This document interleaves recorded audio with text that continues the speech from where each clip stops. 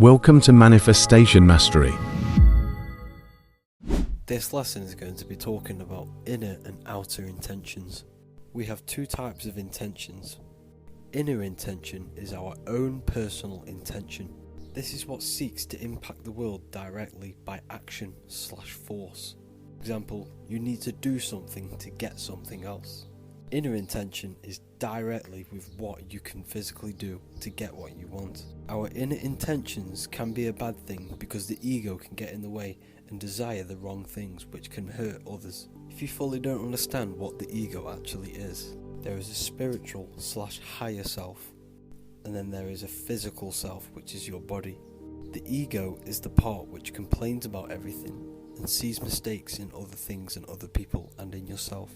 It lives in a victim mentality and is very impatient. The ego/earthly self will desire things that can create destruction within your life. For example, the body, the ego, will tell you that you want chocolate, you want the taste of chocolate, or that you should go out drinking because you enjoy it. But there is another voice inside of your head telling you not to, which is your higher self. The higher self is the personality that wants to achieve all the goals and change the life. Inner intentions is basically you saying that you're going to do whatever it takes and take the most action to get whatever you want. Pretty much chasing something in order to get something. This is not very effective at all, and the things that you chase always carry on running away from you. This is because the physical world you see is the effect of the cause. As I explained on the previous lessons, there is another way which is a lot more powerful, which is called your outer intentions. The outer intention is what connects your inner intention to the worldly intention/God's intention. Outer intention seeks to impact the world indirectly. Inner intention is what seeks to change the world directly with what you can do.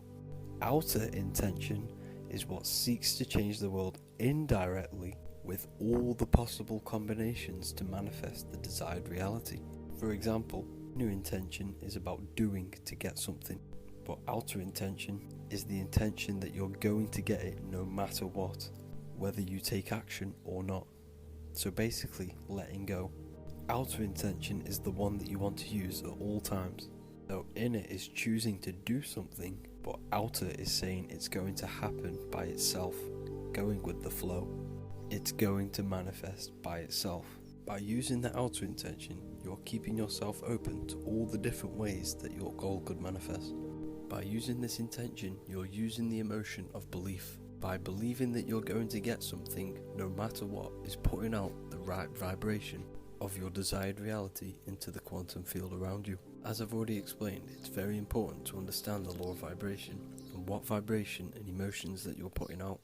Now we're going to go over how to tap in with your outer intentions. A simple exercise you can do every morning and every night, or whenever you're free, is to visualize that your problems have already been solved. The key is to use your emotions by feeling as if this problem's already been solved, and using your will and your imagination to hold this thought and emotion in your mind. You have to experience that desired reality by a mental picture and using your emotions.